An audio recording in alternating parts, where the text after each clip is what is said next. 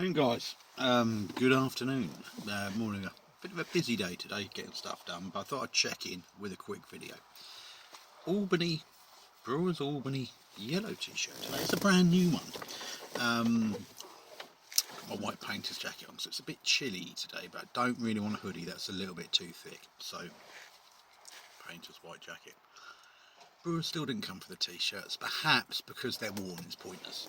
Perhaps they'll come back, take their brand new ones I've still got hidden. Who knows? Who knows or cares? Anyway, so I said a couple of comments on my last videos and stuff, and I thought I'd just mention something about what I saw during the kind of last economic slowdown, recession, whatever you want to call what we're going through at the moment. I'm not really sure what's going on. House prices are up, house prices are down. Growth is up. It's 0.7 and it was only expected to be 0.6. We're saved. What, 0.1% extra growth? Wow. Anyway, so 2008 recession, where was I? I had a side business at the time of contract cleaning. Mainly offices, some houses, did a lot of estate agency work, and that was sort of off the back of obviously the painting and decorating, because I do that for agents, and agents will say, oh, you can do the carpets as well, and then they'd ask for other little bits and pieces, you know, like a end of tenancy cleaner, a clean up, and sort of, yeah, so I kind of built up a small contract cleaning business, mainly, and I was doing a lot of offices at night. At the time I didn't have a son, so it was all fine. So they're fairly newly married as well, so went okay. It did okay till the recession hit, and I think at the peak of my contract cleaning, I had 9 part-time employees. So these are part-time people. So these are people who are doing 2 or 3 hours a night. So recession hit, and sort of obviously I'm always watching my bases and always watching my back, but I got stung a couple of times. So one of the contract cleaning jobs I ended up doing myself because I could see the writing on the wall, and the worst thing is you just don't want to be losing employees, and the person doing it decided to move elsewhere, so I thought, right, I'll do that. And it was taking me, I think it was 2 hours 3 times a week, so it's a bit knackering after work, but it's 2008, don't forget, so I was a bit younger then.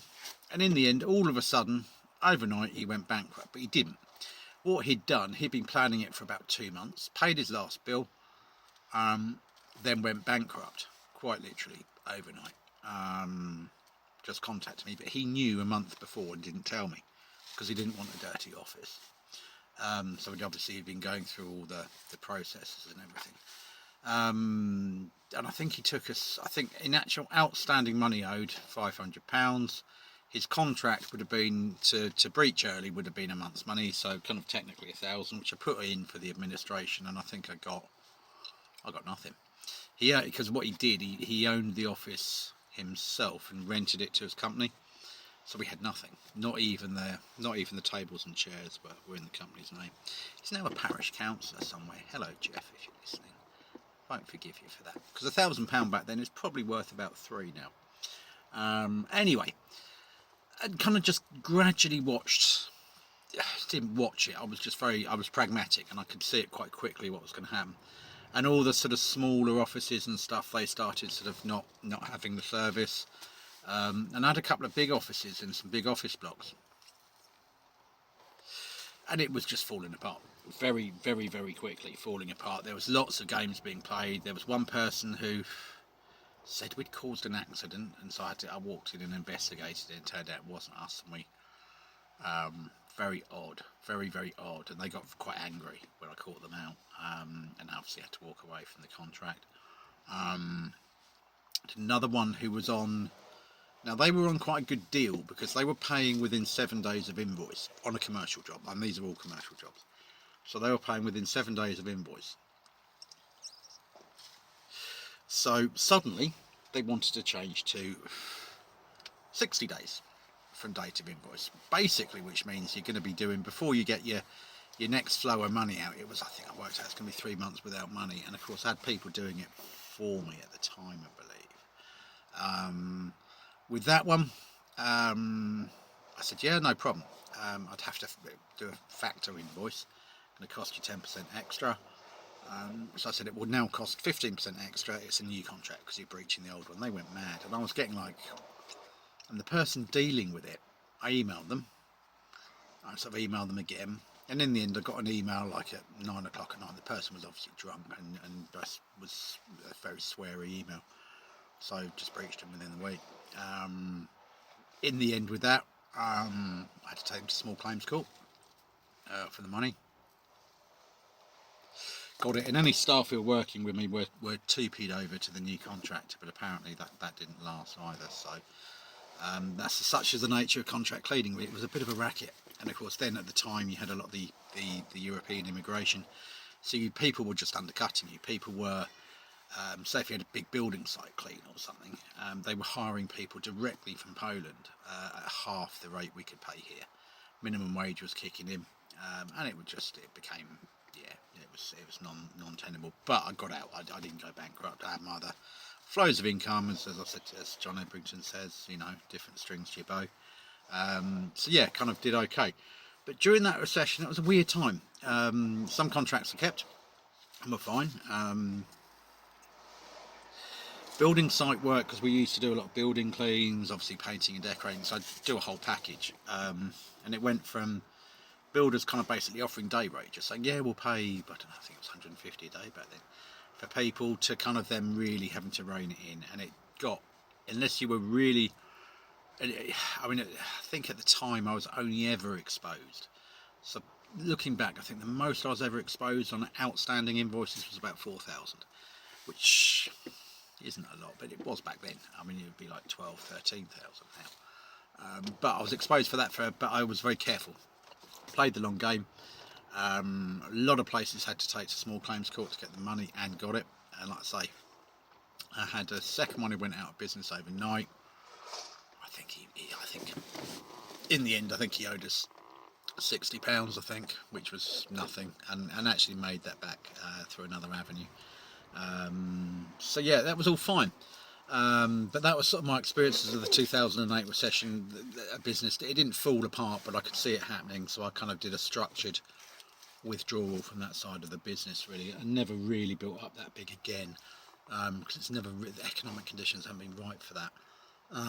What else did I see? I saw, obviously this was in the days before we had the amount of social media that we have now.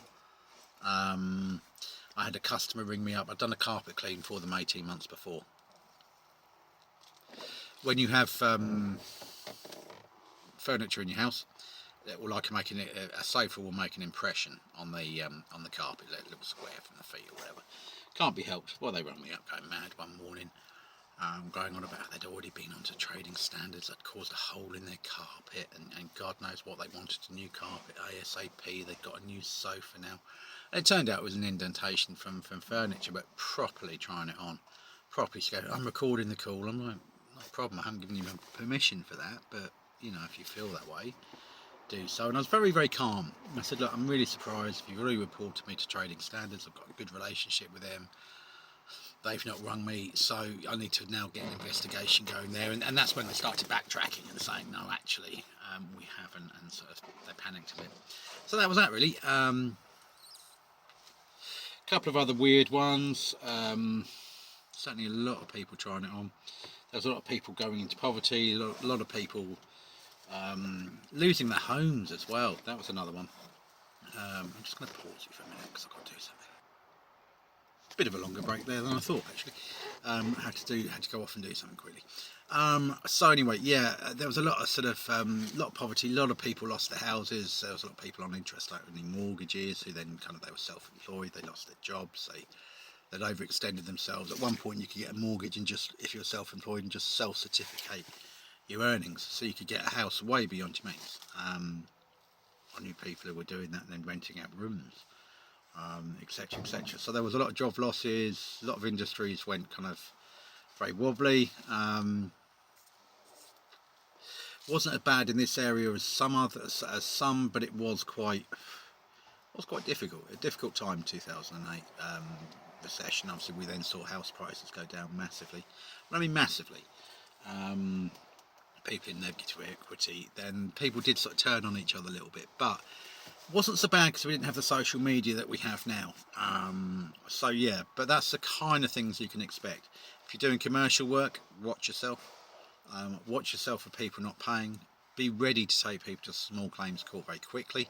I got very good at the process, and I even had like domestic customers. I remember a couple we went to do jobs for, and they'd just go quiet and ghost. So I literally just used to go to small claims, and then you get a panicked phone call. Oh, I can pay now.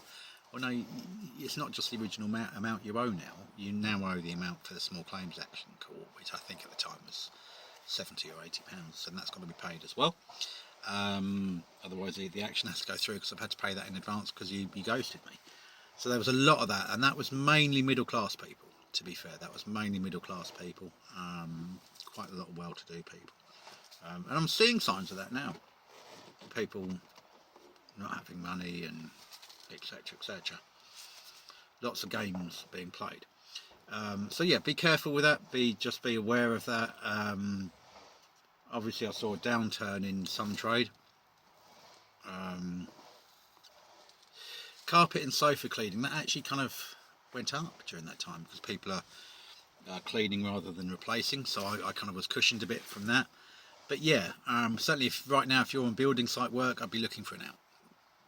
And the trouble is with the trade I'm doing, painting, say now, you're going to get a lot of painters coming off building sites wanting to do domestic work. They're not going to be set up for that. They're not going to have the experience, so that will go wrong for them, or whatever. So you've got to be careful what you're doing.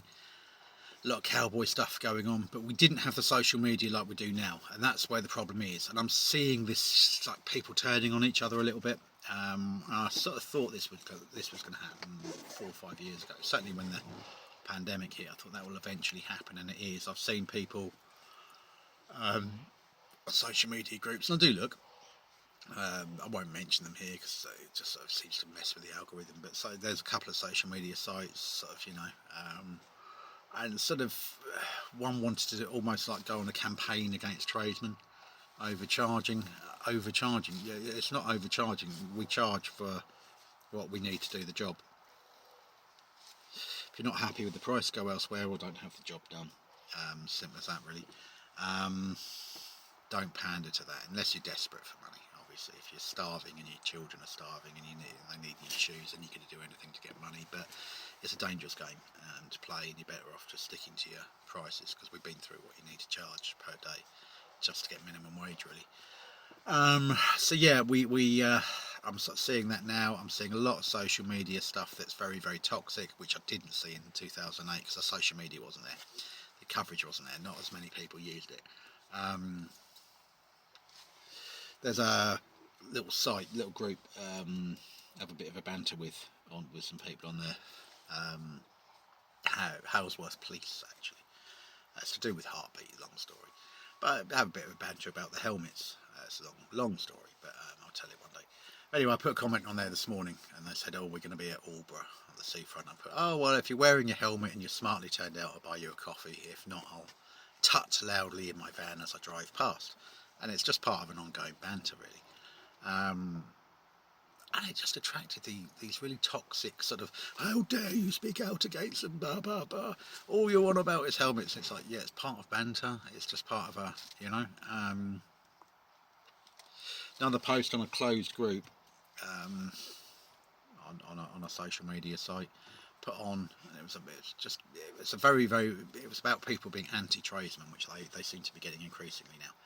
And it just turned into this kind of complete nightmare, and I had to remove it. There was stuff about political parties, racism, what constitutes a professional person, and God knows what, and it just became very anti-tradesman. And I think there seems to be this, and I think it's jealousy. Tradesmen have got skills that you need, and that everybody needs. Plumbers, electricians, painters, you need these skills. You can't. Some people aren't going to be able to do the hall stairs landing, for instance. I've noticed I get a lot more hall stairs landings than anything else at the moment, because they're a difficult area to do. And so obviously, we're always going to have work where, and we can, we need to charge a certain amount. But there's a lot of people, certainly sort of professional types, who are jealous of that for some reason, and that's coming out on social media. So one to watch and go quiet, and just go to zero tolerance. If someone starts trolling you, just block them. Someone's not happy, block them. You get a difficult customer, once you've dealt with it and you've been paid and they're happy, block them. Move on. Just don't play the game, because I think this one feels different. This one is cutting different. This is feeling different. There's a lot of issues, and they seem to be blaming, and people are turning on each other, and they'll turn on tradesmen because you're an easy target. You've got to advertise and stuff. I've had someone on there. I used to put photographs of walks that go on and stuff, and this guy raised a load of objections on a local group, and it was just very odd, very, very odd. So there's something odd. And I always say, trust your gut. Always trust your gut. If something doesn't feel right, it's not. Do you know what I mean? If you feel you're being watched, you are. If you feel that someone's trolling you, they are. And right now, my gut feeling is saying there's something not right. There's a lot of trolling, there's a lot of problems, a lot of issues. Just be careful out there, yeah? Because I think it's getting very toxic, and it's going to spill over into something, and I'm not sure what.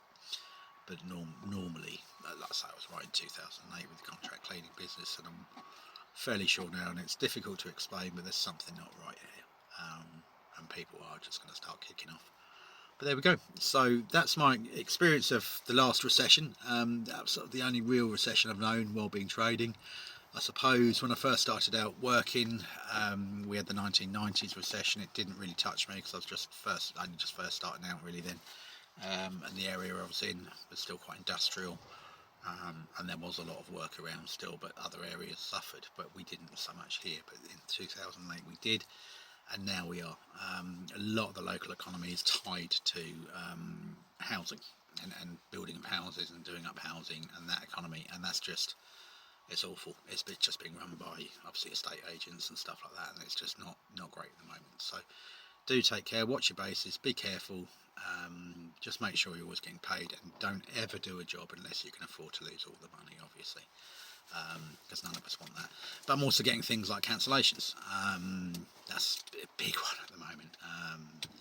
I've had a couple of big carpet cleans booked in, suddenly they've cancelled with flimsy excuses and stuff. So again, I'm mitigating that by now taking deposits on all jobs, even if it's £20. They'll think twice about cancelling at short notice, because that's happening big time. So yeah, and I'm picking up rumours of that on other social media sites. And the other one, of course, is certainly on the painting and decorating sites. People are saying, oh yeah, we're busy till January 26 and all of that. Are they though? Those jobs could fall through, so don't get complacent. Anyway, gone on a bit longer than I wanted today. It's turned into sort of 18 odd minutes, but if you like it, like and subscribe, and let me know what you like to hear and what you don't. Hopefully that's of some help for people who didn't go through that before, of what to expect in the coming months ahead, which is just going to be lunacy. Take care.